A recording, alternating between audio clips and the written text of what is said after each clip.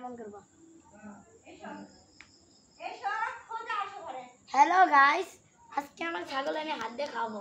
দেখেন খাচ্ছে ও কেমনে। এই যে আমাদের কুরবানি ছাগলটারে আমরা এখন খাওয়াচ্ছি হাত দিয়ে। তো কুড়া দিছি আর ফ্যান দিছি, ও খাচ্ছে অনেক সুন্দর করে।